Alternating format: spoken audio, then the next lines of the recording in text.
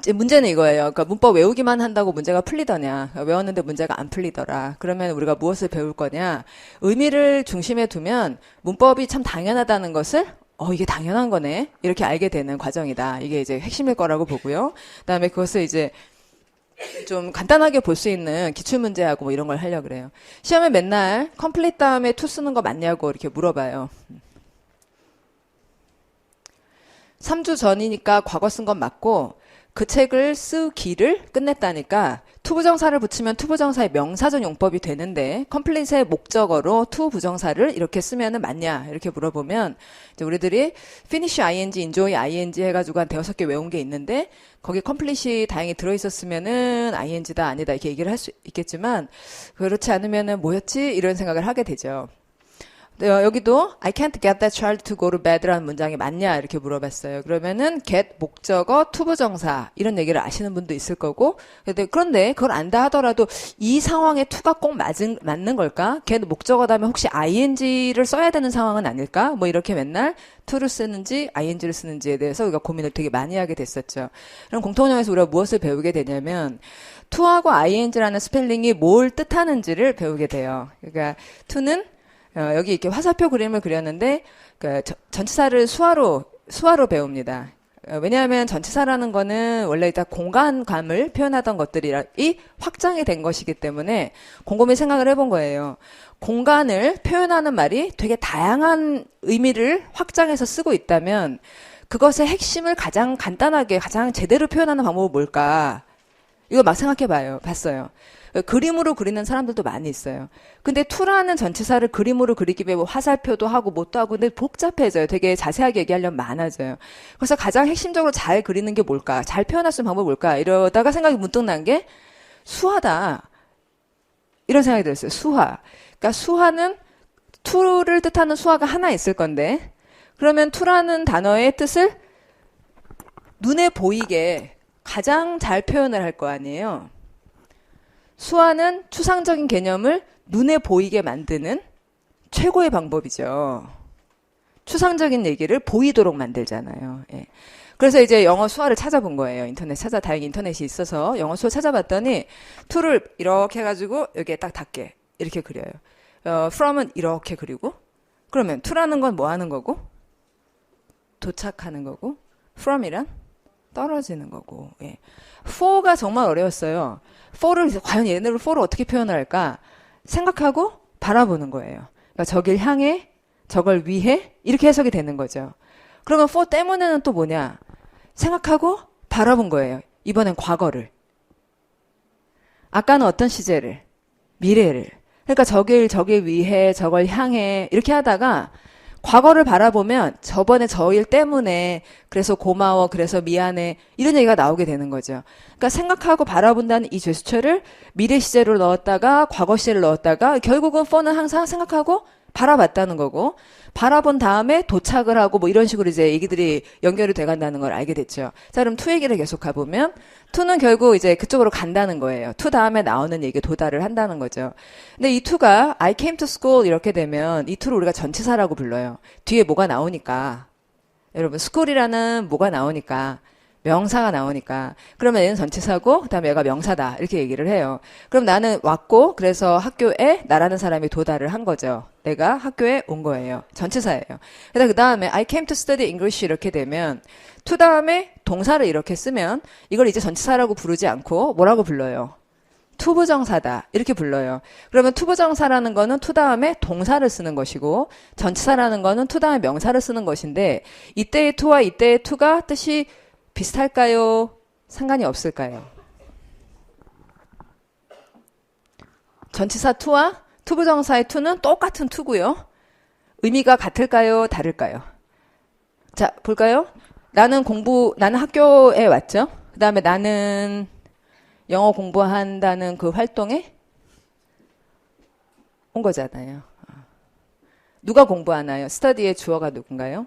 나죠, 그렇죠? 그럼 내가 came to 왔고 그래서 그 활동에 도달했잖아요. 그러니까 결국 투부정사의 to라는 것은 전치사 to나 마찬가지로 그 다음 활동이 무엇인지를 앞서 나온 주어가 그 다음에 무슨 활동을 한 것일지를 계속 보여주는 말이에요. 그다음 ing라는 스펠링을 우리가 동명사라고도 부르고 아까 뭐 현재 분사 뭐 이런 얘기를 했었어요. 분사 구문 이러면서 ing를 설명을 하죠. 자, 그런데 ing라는 말은 원래 어디에서 온 거냐면 여기는 I am studying 이라는 말의 이 ing예요. 나는 공부하는 여러분 ing 뜻 공부하는 중 그다음에 이다. 이렇게 말한 거죠. 우리말 그것과 아주 똑같아요. 나는 공부하는 중이다. 그러면 이제 studying이라는 말은 어떻게 보면 공부 중이라는 말이나 마찬가지예요. 그럼 ing 공부 중이라는 그 ing 중이라는 말은 그러니까 to와 달리 to는 지금 한다, 이따가 한다. to는 이따가 좀 이따 하겠다. 좀 이따 그걸 하게 됐다. 안 하다가 그쪽으로 한다. 그런데 ing는 중이라는 말이니까 항상 이미 있는 거다. 이미 있는 거고 이미 한 거고 아니면 반복되는 것이고 그러니까 ing이라는 소리는 항상 그건 이미 존재하는 것이고 to 동사를 하면 아직은 아닌데 그걸 할 거다 할 거다 할 거다 이런 뜻이라는 거죠. 그러니까 원래 어디에서 왔는지 뭐 이런 걸 이제 etymology 어원학이라 그래요. 그럼 전치사 to가 어디서 왔는지는 이제 투부정사의 to는 전치사 to에서 온 거고 그다음 동명사의 ing는 그 이 진행상을 표현하는 ing에서 온 거라는 걸 이게 이제 원래 뜻이잖아요. 자, 그럼 이걸 가지고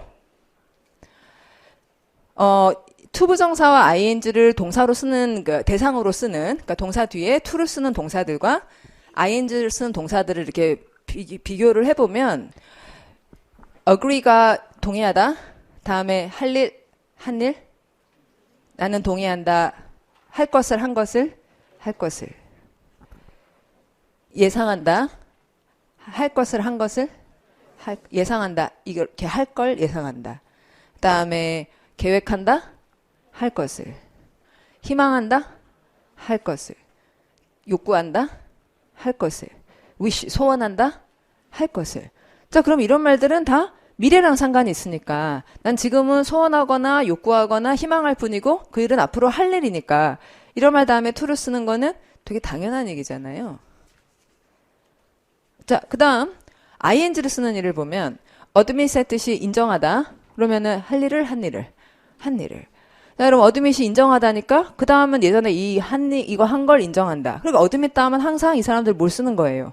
ing 항상 그러니까 항상 한 걸 인정하다라고 우리가 항상 말하는 거나 똑같죠. 우리가 가끔은 할 걸 인정하다라고 했다가 어떨 때는 한 걸 인정했다 이러지 않는다. 우리는 항상 한 걸 인정한다라고 말하잖아요. 왜냐하면 인정하다라는 말의 뜻이 그러니까. 그거와 똑같이 admit 다음엔 항상 ing를 쓰게 되지 to를 쓰지 않는 거죠. 할 걸 인정한다는 말은 이상한 얘기니까. 그 다음에 enjoy가 즐기다. 그럼 enjoy라는 말은 그 속에서 기쁨을 느낀다는 거예요. 그러면 이 활동 속에서 내가 기쁨을 느껴. 그러면 이 활동은 해왔다는 거예요. 이제 할 거라는 거예요. 이미 자기가 경험했고 그래서 자기가 경험한 그 활동 속에서 내가 기쁨을 느꼈다는 거잖아요. 그러니까 enjoy의 대상도 다 해본 일인 거죠. 따라서 enjoy 다음은 ing를 쓰게 되는 거고 finish, quit 그만둔다는 거는 하다가 그만두는 거니까 그럼 하다가가 영어로 뭐예요? ing 하던 거니까요. 하던 걸 그만두는 거니까. 그래서 quit 다음 당연히 ing인 거고 그다음에 이제 avoid, delay, mind 이 동사들은 또 뜻이 이제 다 싫어한다는 얘기예요. 나는 피한다. 이러면은 피하는 일 다음에 to를 쓰는 게 적당하겠냐 ing를 쓰는 게 적당하겠냐 이렇게 생각을 해보면 이 사람들이 피하다 다음에 항상 ing를 써요. 얘네들은 피하다 다음에 왜 ing를 쓸까 이렇게 생각을 해보면 자 to는 언제 쓰죠? 할 일. 자 근데 avoid의 뜻은 싫다. 그러면 싫다라고 말한 다음에 to가 어울리겠어요? 안 어울려요? 안 어울려요. 예. to는 주어가 할 일에 쓰는 거예요. 그런데 피한다거나 꺼리다거나 또는 저항한다거나 뭐 이런 말들은 이게 싫다 안 한다 이렇게 되니까 그 다음에 to를 쓸 수가 없고 그래서 그 활동을 피한다.